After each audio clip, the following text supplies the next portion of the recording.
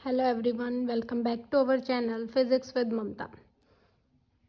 हम daily 10 questions discuss करते हैं और उनका एनालाइज करते हैं प्रीवियस ईयर से कि कैसे क्वेश्चंस पूछे गए हैं और उनको कैसे डील करना है। हमने 2022, 2023 के पेपर कर लिए हैं, 2021 का पेपर चल रहा है, उसमें से भी लगभग हमने 30 क्वेश्चंस कर लिए हैं। तो आप सबको पता लग गया होगा कि प्रीवियस ईयर कितने इंपॉर्टेंट है। 2-3 एग्जाम्स में आपने देखा भी होगा कि कैसे कंसेप्ट्स को रिपीट किया जा रहा है ना। अगर आप उन कॉन्सेप्ट्स को अच्छे से तैयार कर लेते हैं तो आपका पीजीटी फिजिक्स आराम से निकल जाएगा और आपके सब्जेक्ट पे कमांड भी होगी और जो क्वेश्चन करने का फोबिया है वो भी निकल जाएगा, है ना। कंसेप्ट बिल्डिंग एक अप्रोच बन जाएगी जिससे आपको क्वेश्चन डील करने का पता लगेगा कि कैसे क्वेश्चन को हमें डील करना चाहिए। तो आप मेरी वीडियो को ज़्यादा से ज़्यादा शेयर, कमेंट और सब्सक्राइब ज़रूर किया करें मेरे चैनल को, और अपने पॉजिटिव कमेंट्स तो करना बिल्कुल मत भूला करें। पीछे की कुछ वीडियोस में मैंने देखा कोई रिस्पॉन्स नहीं है। क्या आपको ये सेशंस पसंद नहीं आ रहे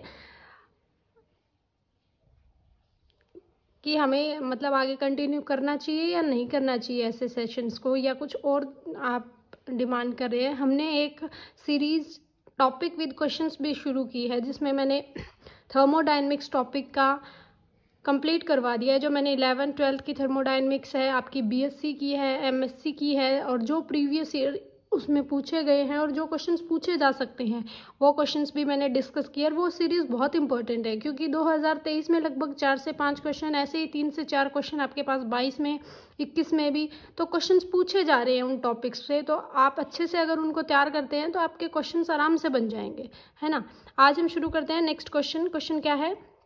एक ब्लॉक है जिसका मास है 2 kg और वो क्या है, रेस्ट पे है ऑन अ हॉरिजेंटल सरफेस पे, ठीक है। The coefficient of friction between the block and the surface is 0.1। Coefficient of friction आपको गिवन है। एक हॉरिजेंटल फोर्स अगर मैं 3 न्यूटन का अप्लाइड करूं उस ब्लॉक पे तो उसकी स्पीड कितनी होगी? अगर वो ब्लॉक कितनी डिस्टेंस कवर करे, 9 मीटर, तो उसकी स्पीड क्या होगी, इसने पूछा है। आपको जी की वैल्यू गिवन है और स्टैटिक फ्रिक्शन की वैल्यू भी गिवन है। तो देखो ये क्वेश्चन है आपका फोर्स वाले चैप्टर से। इसमें इसने क्या कहा कि शुरू में आपके पास जो 2 kg का ब्लॉक है वो क्या है, हॉरिजेंटल सरफेस के रेस्ट पे है, तो उस पर एक फ्रिक्शन फोर्स लग रहा है। फ्रिक्शन फोर्स इस डायरेक्शन में लगेगा। उसका जो स्टैटिक मतलब जो कोफिशिएंट ऑफ फ्रिक्शन है वो कितना है, 0.1, ठीक है। और जब मैं इस पर फोर्स लगाती हूँ तो कितना फोर्स लगा रही हूँ मैं, 3 न्यूटन का फोर्स लगा रही हूँ, तो ये कितने डिस्टेंस कवर करता है, 9 मीटर। तो उस टाइम उस ब्लॉक की स्पीड क्या होगी ये हमें फाइंड आउट करना है। तो देखो फ्रिक्शनल फोर्स कितना होगा, 2 kg अगर आपका मास है और 0.1 आपका फ्रिक्शन कोफिशिएंट है, तो फ्रिक्शन फोर्स जो होगा वो क्या होगा, 0.1 इंटू 2, दैट इज 2 न्यूटन। और अप्लाई कितना कर रहे हो आप, 3 न्यूटन। इसका मतलब नेट फोर्स कितना होगा, 3 - 2 दैट इज 1 न्यूटन। तो इस ब्लॉक पे कितना फोर्स लग रहा है, 1 न्यूटन। और फोर्स को आप क्या लिख सकते हो, mass into acceleration, that should be equal to 1 newton. Mass कितना गिवन है, 2 kg, तो एक्सेलरेशन कितना होगा, 1/2 मीटर पर सेकेंड स्क्वायर। ये आपके पास एक्सेलरेशन निकल गया। आपसे पूछा क्या है, वेलोसिटी। तो according to the equation of motion हमारे पास फॉर्मूला क्या होता है in terms of acceleration, that should be equal to v square is equal to u square minus 2as। एक तो ये फॉर्मूला होता है ना। और एक क्या होता है, अगर डिस्टेंस आपको गिवन है तो आप क्या लगाते हो, ut plus half at square. अगर टाइम भी आपको गिवन है तो इसमें हमें टाइम तो गिवन नहीं है, इसमें हमें एक्सेलरेशन गिवन है और आपके पास जो डिस्टेंस है या डिस्प्लेसमेंट है वो आपको गिवन है। फाइनल वेलोसिटी हमें निकालनी है। इनिशियल उसकी वेलोसिटी क्या है, 0, क्योंकि इनिशियली वो क्या है, रेस्ट पे है। -2, एक्सेलरेशन कितना है, 1/2, और कितने डिस्टेंस कवर कर रहा है, 9। तो ये क्या होगा, 2/2 कैंसिल हो गया, -9। तो v की जो वैल्यू है वो आपके पास कितनी आ जाएगी, 9 का अंडररूट, दैट शुड बी 3। तो ऑप्शन आपका क्या हो जाएगा, 3। नेगेटिव साइन किसकी वजह से है कि आपके पास जो ये एक्सेलरेशन है या फिर जो ये फ्रिक्शनल फोर्स है ये क्या है, अप्लाइंग फोर्स के अपोजिट है, ठीक है।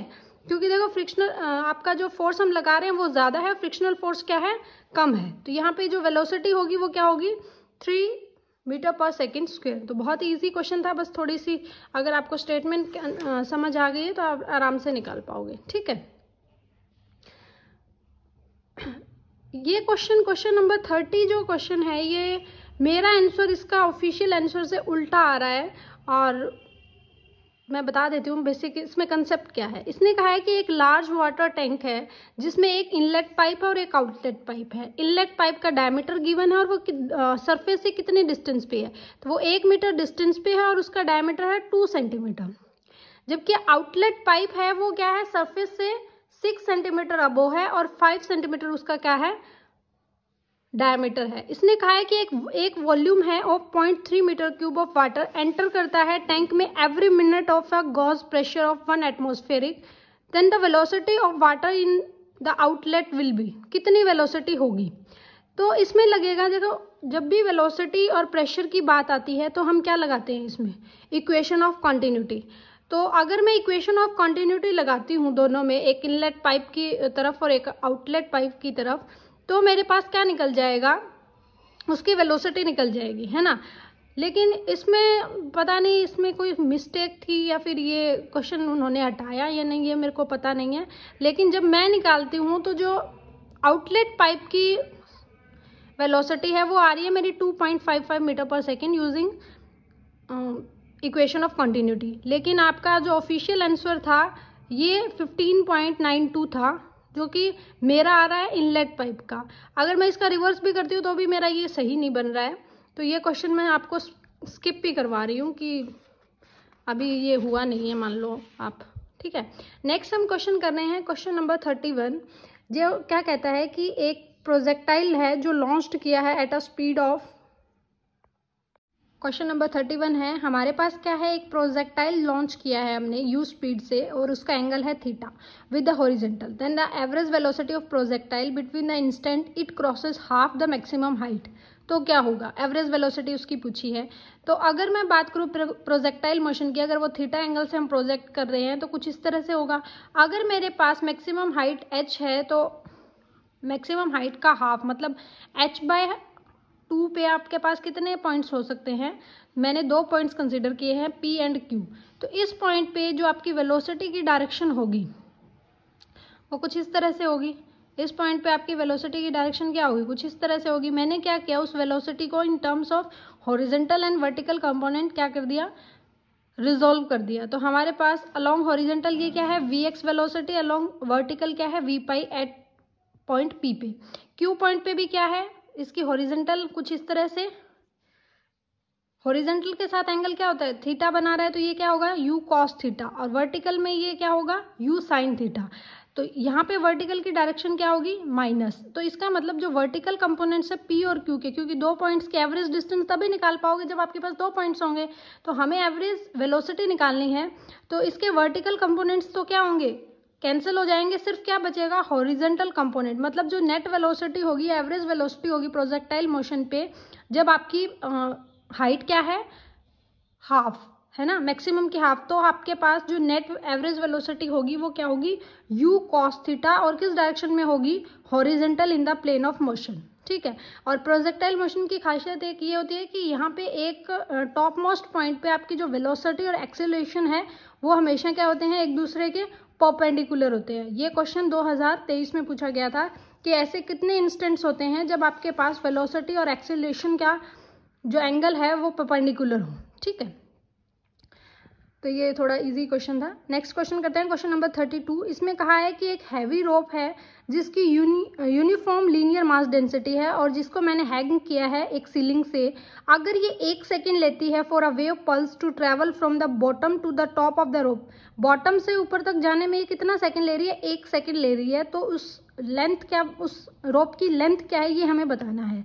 जी की वैल्यू आपको फाइंड आउट करनी है। तो कंडीशंस देखो क्या होगी, जब भी हम एक रोप ले रहे हैं तो वहाँ पे क्या होगा, जब मैंने उसको वर्टिकली हैंग किया है तो एक तो डाउनवर्ड वेट लगेगा और एक उस रोप के अंदर एक क्या होगा, टेंशन प्रोड्यूस होगी, है ना। हमें क्या गिवन है, लीनियर मास डेंसिटी गिवन है, मास पर यूनिट लेंथ होगी जो, क्योंकि रोप यूनिफॉर्म लीनियर मास डेंसिटी है ना, जो टेंशन होगी, कितनी टेंशन इसमें लगेगी, तो टेंशन क्या होगी आपकी, कितनी डिस्टेंस कवर करी इनटू इसकी linear mass density into acceleration due to gravity. तो ये होगी mass per unit length that is linear density into, अगर वो एक्स डिस्टेंस क्या कर रही है, कवर कर रही है इन 1 सेकेंड, तो आपके पास क्या होगा x इंटू जी। ठीक है, इसको मैं अगर डेंसिटी की फॉर्म में लिखूं मास पर यूनिट लेंथ को, तो मैं म्यू लिख सकती हूँ, तो ये हो गया म्यू ऑफ एक्स जी। ठीक है, हमें पता है वेलोसिटी कैसे लिखते हो आप, ऐसे वेव्स की जो वेलोसिटी होती है वो कैसे लिखते हो, under root tension by linear mass density. ये साउंड वेव्स में या लॉन्गिट्यूडनल वेव्स, क्योंकि यहाँ पे कौन सी वेव्स बन रही है, लॉन्गिट्यूडनल वेव्स। जो लॉन्गिट्यूडनल वेव्स की आपके पास वेलोसिटी होती है वो गिवन होती है under root tension by linear mass density. तो लीनियर मास डेंसिटी मैंने पुट कर दी वैल्यू टेंशन की, तो लीनियर मास डेंसिटी से लीनियर मास डेंसिटी क्या हो जाएगी, कैंसिल। तो यहाँ पे वेलोसिटी क्या होगी, under root of x of g. जबकि हमें पता है acceleration in terms of distance क्या होता है, that is v of dv by dx, क्योंकि a क्या होता है dv बाय dt। अगर मैं dx से मल्टीप्लाई dx से डिवाइड कर दूं तो dx बाई dt क्या होगा v, और dv बाई dx क्या होगा एज इट इज। तो ये आपके पास किसकी रिप्रेजेंटेशन आ गई, एक्सीलरेशन ड्यू टू ग्रेविटी। तो वैल्यू पुट कर दीजिए, v की वैल्यू आपको पता है, और dv बाई dx अगर उसका पुट करेंगे तो ये क्या आ जाएगा g बाई 2, और g की वैल्यू आपको गिवन है कितनी 10 मीटर पर सेकंड स्क्वायर। तो यहाँ पे आपके पास ये जो एक्सेलरेशन होगी वो कितनी आ जाएगी 5। लेकिन हमें एक्सेलरेशन थोड़ी ना पूछा है, हमें क्या पूछा है, लेंथ ऑफ द रोप। तो वो हम कहाँ से निकालेंगे, इक्वेशन ऑफ मोशन से, जो किसके इक्वल होती है s is equal to u t plus half a t square. Initial में हमारे पास जो वेलोसिटी है वो क्या है 0 है, और रोप की लेंथ कितनी है l। एक्सेलरेशन हमने निकाल लिया g बाई 2, टाइम कितना दिया हुआ है 1 सेकेंड। तो यहाँ से जो लेंथ की वैल्यू आएगी वो क्या आएगी g by 4, that is equal to 10 by 4 of 2.5 metre. ठीक है, नेक्स्ट क्वेश्चन है सर्कुलर मोशन से। सर्कुलर मोशन एक ऐसा टॉपिक है जो बहुत इंपॉर्टेंट है, उसमें से लगभग हर बार क्वेश्चन पूछा हुआ है, चाहे वो सेंट्रीपिटल एक्सेलरेशन की फॉर्म में हो, चाहे आपके पास ये जो मैग्नेटिक फील्ड के साथ रिलेट करके पूछा हो। Circular motion is a important topic. ठीक है, एक पार्टिकल है जो मूव कर रहे हैं सर्कुलर पाथ में, जिसका रेडियस है r। अगर इसकी स्पीड वेरी कर रही है डिस्टेंस के साथ, कैसे, v is equal to alpha of under root of s, जहाँ पे अल्फा क्या है पॉजिटिव कांस्टेंट। तो acceleration of the particle after transversing a distance क्या होगा। तो ऐसे केस में अगर आपके पास एक सर्कुलर पाथ है, पार्टिकल मूव कर रहा है, तो वेलोसिटी की डायरेक्शन हर पॉइंट पे क्या होगी, अलग होगी। इसमें कितने आपके पास एक्सेलरेशन ड्यू टू ग्रेविटी लगेंगे, सॉरी इसमें कितने एक्सेलरेशन लगेंगे, एक तो लगेगा टुवर्ड्स द सेंटर जिसको हम बोलते हैं सेंट्रीपिटल एक्सेलरेशन या फिर रेडियल एक्सेलरेशन। ठीक है, और एक आपके पास क्या होगा ट्रांसवर्स एक्सेलरेशन। ठीक है, जब वो पार्टिकल ट्रांसवर्स डिस्टेंस कर रहा है ना, तो उसमें दोनों का क्या होता है, एक्सेलरेशन का रिजल्टेंट होता है। ठीक है, तो हमें दिया हुआ है velocity alpha root of s, हमें एक्सीलरेशन कैसे निकालेंगे, वेलोसिटी का time differentiate dv by dt। तो ये आ गया alpha s 1 minus 1 by 2 of 2, ds by dt को क्या लिख सकते हैं v, तो v की वैल्यू पुट कर देंगे। जब यहाँ पे v की वैल्यू पुट करेंगे तो हमारे पास जो एक्सीलरेशन होगा वो क्या आ जाएगा अल्फा स्क्वायर बाय 2, वो क्या आ जाएगा अल्फा स्क्वायर बाय 2। लेकिन ये अल्फा स्क्वायर बाय 2 ही आपका आंसर नहीं है, क्योंकि इसने कहा है ये तो सिंपल एक्सेलरेशन हमने निकाला है, ट्रांसवर्सिंग में क्या होगा। तो हमें पता है ट्रांसवर्सिंग जो एक्सेलरेशन होता है वो क्या होता है, रिजल्टेंट होता है, मतलब root of transfer acceleration plus radial. Transverse हमने निकाल लिया, that should be alpha square by 2, और रेडियल हमें पता है, रेडियल किसके इक्वल होता है, ये रेडियल का मतलब होता है जो सेंट्रीफ्यूगल एक्सेलरेशन है वो, और ये क्या था सेंट्रीपिटल एक्सेलरेशन, तो वो क्या होता है v स्क्वायर बाय r। तो वो यहाँ पे पुट कर देंगे v स्क्वायर बाय r का स्क्वायर। तो ये आपके पास जो वैल्यू होगी वो बन जाएगी option number 1/4, that should be equal to s square 1/4। तो ये आपके पास थर्ड ऑप्शन बन जाएगा। ठीक है, तो थर्ड ऑप्शन इसका क्या रहेगा, राइट रहेगा। बस इसमें एक ही ट्रिक था कि ट्रांसवर्सिंग जब डिस्टेंस कवर करेगा, जब जो एक्सेलरेशन होगा वो किसके इक्वल होगा। अगर आप यहाँ तक करते हो तो ये ऑप्शन गलत हो जाता है, क्योंकि ऑप्शन में भी गिवन है, हमें आगे तक पता होना चाहिए कि ये जो एक्सेलरेशन है उसको किस किस की फॉर्मेट में भी हम लिख सकते हैं। ठीक है, ये आपको तभी आ पाएगा जब आपको सर्कुलर मोशन के कंसेप्ट पता होंगे। ठीक है, नेक्स्ट क्वेश्चन है 34, जो थर्मोडायनेमिक्स से पूछा हुआ है कि दो स्टेटमेंट्स गिवन है कि अगर सिस्टम को मैं हीट दूंगी तो टेम्परेचर क्या होगा, बढ़ेगा, हमेशा बढ़ेगा, मस्ट, ये जरूरी नहीं है। हाँ, सिस्टम को हीट देंगे तो टेम्परेचर बढ़ेगा, इसमें कोई बुराई नहीं है, लेकिन हो सकता है कि हम टेम्परेचर को हीट दें और उसके साथ साथ क्या हो,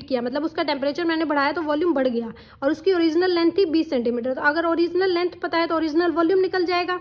20 सेंटीमीटर को क्या करेंगे, मीटर में चेंज करेंगे 0.20 मीटर, और फिर उसका क्यूब करेंगे, तो ये आपके पास क्या हो जाएगा, ओरिजिनल वॉल्यूम। और ये क्या है, इंक्रीज इन वॉल्यूम। इसने पूछा है कि कितना टेम्परेचर चेंज होगा उस क्यूब का जो वॉल्यूम को इतना इंक्रीज कर दे, जहाँ पे लीनियर एक्सपेंशन ऑफ कॉपर आपको गिवन है। तो ओरिजिनल वॉल्यूम आप निकाल लोगे, और जो आपके पास इंक्रीज वॉल्यूम था या एक्सपेंशन के दौरान जो वॉल्यूम था वो आपको पता है 2.7 × 10⁻⁵ -5 है ये मीटर क्यूब। हाँ माइनस, ये चेक कर लेना, -15 है या 5 है, ठीक है। ओरिजिनल वॉल्यूम हमने निकाल लिया, अल्फा आपको गिवन है। फॉर्मूला क्या होता है, original volume is equal to, sorry, change in volume should be original volume into 1 + alpha into delta t. ये डेल्टा टी आपको फाइंड आउट करना है, अल्फा आपको गिवन है, वी भी आपको गिवन है, डेल्टा वी भी आपको गिवन है। तो फॉर्मूला क्या बन जाएगा यहाँ से, 1/t का दैट शुड, या t का that should be equal to delta v by 3 alpha v. सिर्फ क्या करना है, वैल्यूज को पुट करना है। तो आप देखोगे कि आपके पास जो टेम्परेचर आएगा वो कितना आएगा, 66 डिग्री सेल्सियस। ये देखो यहाँ से डिपेंड करेगा कि आपका टेम्परेचर किस में आएगा, क्योंकि लीनियर एक्सपेंशन कोफिशिएंट जो आपको गिवन है ये पर डिग्री सेल्सियस में गिवन है। इसका मतलब आपके पास जो टेम्परेचर आएगा वो डिग्री सेल्सियस में आएगा। अगर ये केल्विन में दिया होता तो हमारे पास आंसर क्या आता, केल्विन में आता। थोड़ा सा ये आप डायमेंशन पे ज़रूर फोकस करना, कई बार इसी से गलती हो जाती है, ठीक है। नेक्स्ट है हमारे पास क्वेश्चन नंबर 37। ये क्वेश्चन इलास्टिक और इन इलास्टिक कोलिजन से पूछा हुआ है। एक रिलेटिविस्टिक पार्टिकल है जो रेस्ट पे है, जिसका मास है m0 और स्पीड है v, जो कोलाइड करता है एक स्टेशनरी पार्टिकल जिसका मास है m और उस पर चिपक जाता है, स्टिक्स टू इट। तो फाइनल स्पीड क्या होगी उस कंपोजिट पार्टिकल की। तो सिचुएशन कुछ इस तरह से है, एक पार्टिकल है जिसका रेस्ट मास कितना है m नोट, और वो v वेलोसिटी से जा रहा है, एक अनदर पार्टिकल m है, कैपिटल M मास है जिसका, और जो क्या है रेस्ट पे, मतलब उसकी स्पीड क्या है 0। तो आपके पास जो नई फॉर्मेशन हुई वो दोनों पार्टिकल्स का सम एक दूसरे के चिपक गए, और वो जो वेलोसिटी है वो क्या है v फाइनल। तो according to conservation of linear momentum before collision, linear momentum क्या होगा, ये पार्टिकल किस वेलोसिटी से मूव कर रहा है, v वेलोसिटी से मूव कर रहा है, और इसका कुछ ना कुछ क्या है रिलेटिविस्टिक पार्टिकल। यहाँ पे आपको ये वर्ड पता होना चाहिए, रिलेटिविस्टिक पार्टिकल का मतलब क्या होता है, वो पार्टिकल जो स्पीड ऑफ लाइट के कंपैरिजन की लाइट से क्या करे, मूव करे, और उसका जो मास होता है उसमें क्या होता है, हमने अकॉर्डिंग टू आइंस्टाइन थ्योरी जो मास होता है वो क्या होता है m naught root 1 minus v square by c square, ये उसका रेस्ट मास होता है रिलेटिविस्टिक पार्टिकल का। अगर नॉन रिलेटिविस्टिक पार्टिकल होता है सिर्फ रेस्ट मास m नॉट होता है, लेकिन अगर आपके पास रिलेटिविस्टिक पार्टिकल है तो आपका जो मास होगा वो क्या होगा, m naught root 1 minus v square by c square, और इसको मैं क्या लिख सकती हूँ, gamma, gamma is equal to 1 by root v minus c square. तो ये क्या आएगा, m is equal to gamma of m naught. तो यहाँ पे आपके पास लीनियर मोमेंटम कंजर्व होगा before collision, that should be equal to gamma of m naught v। Second particle क्या था, रेस्ट पे था, तो उसकी वेलोसिटी या लीनियर मोमेंटम क्या होगा 0, और फाइनल में हमारे पास क्या होगा, दोनों मासेस का सम। तो एक मास का जो आपका रिलेटिविस्टिक पार्टिकल था उसका मास था क्या, gamma of m not plus mass of particle m, और किस वेलोसिटी से मूव कर रहा है v फाइनल, और आपको v फाइनल ही निकालनी थी, फाइनल स्पीड। तो ये इसके बाय में आ जाएगा, तो ऑप्शन क्या होगा, second option should be correct. Next है क्वेश्चन नंबर 38, जो क्या कहता है कि अगर कोई पार्टिकल ओरिजिन से शुरू हुआ है at time t equal to 0, तो उसकी वेलोसिटी है x डायरेक्शन में, that is 7i metre per second. अगर वो x y प्लेन में मूव करे एक कांस्टेंट एक्सेलरेशन के साथ, तो वो किस टाइम पे पार्टिकल रीच करेगा maximum x coordinates and its velocity will be, तो उसकी वेलोसिटी क्या होगी। At time t equal to 0 पे वेलोसिटी आपको गिवन है, और आपको एक्स वाई कोऑर्डिनेट में क्या गिवन है, एक्सीलरेशन भी गिवन है। तो according to equation of motion, अगर मैं एक्स वाई कोऑर्डिनेट सिस्टम में डिस्प्लेसमेंट लिखूँ तो क्या होगी, x of i cap plus y of j cap, और अगर मैं इन टर्म्स ऑफ वेक्टर की फॉर्म में आपकी वेलोसिटी टर्म्स लिखूँ तो क्या होगी, u x of i cap plus u y of j cap into t. Similarly आपके पास a x i cap plus a Y J cap into T cap. Origin पे आपके पास क्या है, सिर्फ अगर मैं x कंपोनेंट्स की बात करूँ तो x को अगर मैं इक्वेट करूँ तो x क्या आएगा, you x T into plus half A x by T square. हमें पूछा था ना कि कितना मैक्सिमम x कोऑर्डिनेट रीच करेगा, तो मैक्सिमम के लिए हमें क्या कंडीशन होती है कि फर्स्ट डेरिवेटिव इक्वल टू 0। तो हमने जब फर्स्ट डेरिवेटिव इक्वल टू 0 रखा तो ये क्या आया, you x plus A x into T, और यू एक्स हमें पता है इनिशियल में पार्टिकल किस तरफ मूव कर रहा था, x डायरेक्शन में, और जिसका मैग्नीट्यूड था 7। और अगर आपका ए एक्स आपको गिवन था, ए जो गिवन था वो किसके इक्वल था, minus of 9 I cap plus of 3 J cap, ये आपको एक्सेलरेशन गिवन भी था।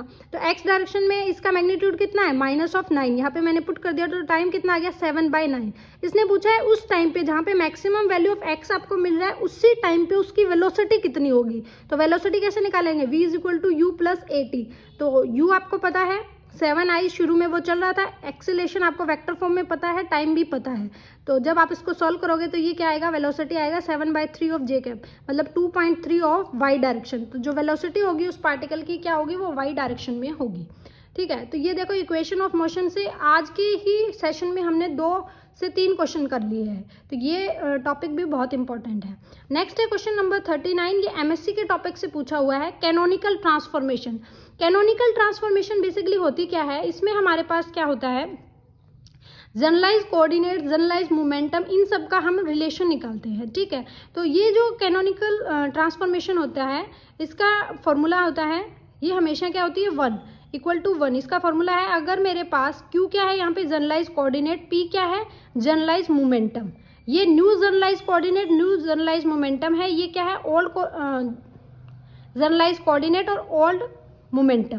तो आपके पास रिलेशन क्या होगा, curly Q by curly q i, curly P of curly P i minus curly Q by curly P i, curly P i by curly Q i. तो आपको Q और P in terms of small q और small p में given है, आप क्या करोगे, इनका डेरिवेटिव करके माइनस करके इक्वल टू 1 कर दोगे। तो यहाँ पे इक्वेशन अगर q और p की मैंने डिफरेंशिएट करके इक्वल टू 1 किया तो मेरे पास कुछ इस तरह का बना। इसकी वैल्यू क्या होगी, cos square n p plus sin square n p, that is 1। तो इसका मतलब ये पूरी टर्म क्या है 1 के इक्वल है। ये या तो ये 1 के इक्वल हो सकता है या ये 1 के इक्वल हो सकता है। अगर ये 1 के इक्वल होगा तो आपके पास m की वैल्यू होगी हाफ, और अगर ये 1 के इक्वल होगा तो n की वैल्यू आएगी 1/m और n की वैल्यू क्या आ जाएगी 2।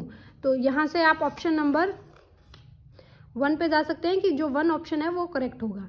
ये क्वेश्चन कभी कभार ही पूछा गया है, मतलब हो सकता है ये आगे रिपीट हो या ना हो, क्योंकि पहले कभी नहीं आया, ये बीच में एक आ गया। तो ऐसे कैनोनिकल ट्रांसफॉर्मेशन का एक फॉर्मूला, सिंपल फॉर्मूला अगर आप याद भी कर लोगे तो भी ये क्वेश्चन बन जाएगा, लेकिन ऐसे आने के क्वेश्चन चांस कम ही है। ठीक है, ये एमएससी के टॉपिक से है क्वेश्चन पूछा हुआ, फिर भी हम एक बार इसमें से गो थ्रू हो जाएंगे। ठीक है, तो आपको मेरी वीडियो कैसी लगी, क्वेश्चंस आपको कैसे लग रहे हैं, आपको समझ आ रहे हैं या नहीं आ रहे हैं, ये सीरीज कंटिन्यू रहनी चाहिए या नहीं रहनी चाहिए, आप ज़रूर कमेंट किया करें, है ना। आपके कमेंट ही मुझे मोटिवेट करते हैं। मेरे चैनल को सब्सक्राइब और शेयर करना बिल्कुल ना भूलें, and stay tuned with us. Thank you.